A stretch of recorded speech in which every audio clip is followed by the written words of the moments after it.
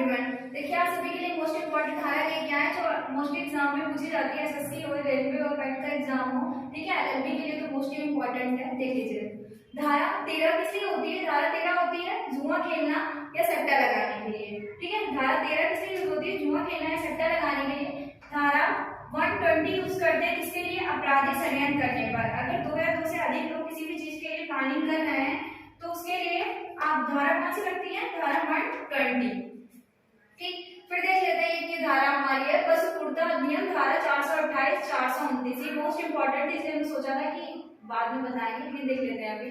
बस ये जैसे कि कुछ लोग पशुओं के साथ बहुत ही गलत व्यवहार करते हैं, ठीक है। उनको उस तरीके से मारते हैं कि उनका पैर ही टूट गया, अपंग कर देते हैं, जहर दे देते हैं। तो पशुओं के साथ ऐसा व्यवहार नहीं करना चाहिए, ठीक है। उसके लिए कौन सी धारा लगती है, धारा 428 429। इसमें 3 से 5 साल तक का आपको कारावास भी हो सकता है, अगर ये जुर्माना भी होता है, ठीक है। तो इसके लिए 3 से 5 साल कारावास पशुओं के साथ गलत व्यवहार करने पे आपको दिया जाए। इसलिए पशुओं के साथ बिल्कुल सही व्यवहार करें, ठीक। और ये देख लेते हैं धारा 159। धारा 159 कब यूज होती है, जब किसी भी स्थान पे आप दंगा करते हैं, पब्लिक प्लेस पे, ठीक है, लड़ाई झगड़ा करते हैं, दो या दो से अधिक लोग, तो उसमें धारा लगती है 159, ठीक। धारा 161 ये किस लिए यूज होती है, रिश्वत लेना या देना, दोनों ये क्या है, क्राइम के अंतर्गत आता है।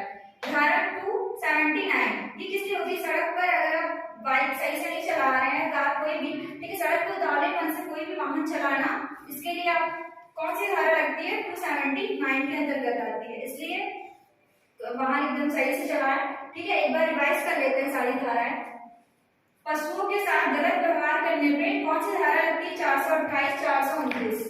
धारा 13 जुआ खेलना या सट्टा लगाने के लिए, ठीक है। धारा 120 अपराधी षड्यंत्र करने पर या दंड देने पर। अगर दो या दो से अधिक लोग क्राइम करने के लिए प्लानिंग कर रहे हैं तो वो भी जरूरी नहीं कि क्राइम उन्हीं लोगों ने किया जिन्होंने प्लानिंग किया, किसी और ने क्राइम किया तो जितना वो अपराधी है उतना ही प्लानिंग करने वाला भी है, ठीक। धारा 159 जब दो या दो से अधिक लोग किसी पब्लिक प्लेस पे लड़ाई झगड़ा या दंगा करते हैं उसके लिए लगाई जाती है।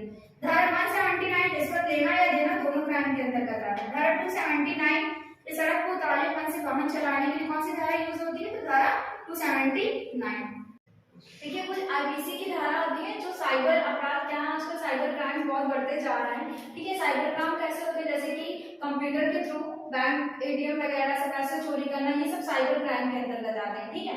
अभी जब आईपीसी की आप धारा पढ़ोगे तो इससे साइबर क्राइम आपको समझ में आ जाएगा।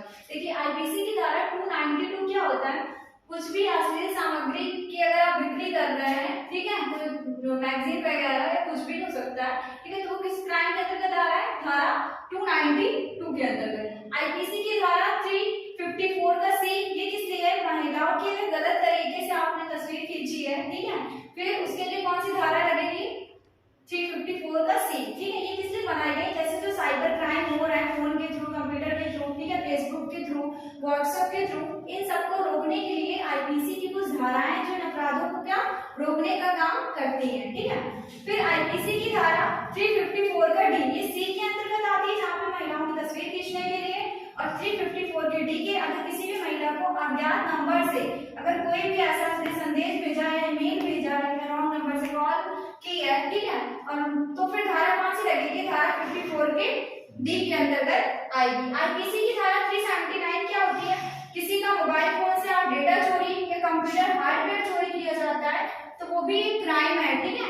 उसके लिए आईपीसी की धारा कौन सी, 379, ठीक है। एक बार पूरा रिवाइज कर लेते हैं, ठीक है। साइबर, ये सिर्फ आईपीसी की धारा जो सिर्फ साइबर क्राइम के लिए है, ठीक है। तो धारा 292 किस लिए है, अश्लील सामग्री की बिक्री के लिए। 354 से किस लिए है, महिला की गलत तरीके से तस्वीर खींचने पर। 354 का डी क्या है, महिलाओं को अज्ञात नंबर से या अश्लील संदेश या कुछ भी मेल भेजा जा रहा है तो वो भी एक क्राइम है 354 के डी के अंतर्गत। फिर धारा 379 अगर किसी के मोबाइल फोन से डेटा चोरी किया जाता है या कंप्यूटर हार्डवेयर चोरी होता है तो वो क्राइम के अंतर्गत आता है, कौन सी आईपीसी की धारा, 379, ठीक है। अगर आप ऑफलाइन क्लासेस लेना चाहते हैं एलएलबी की या इससे रिलेटेड कोई भी क्लासेस तो प्लीज आप ऑफलाइन ज्वाइन क्लासेस कर सकते हैं। Okay, thank you so much.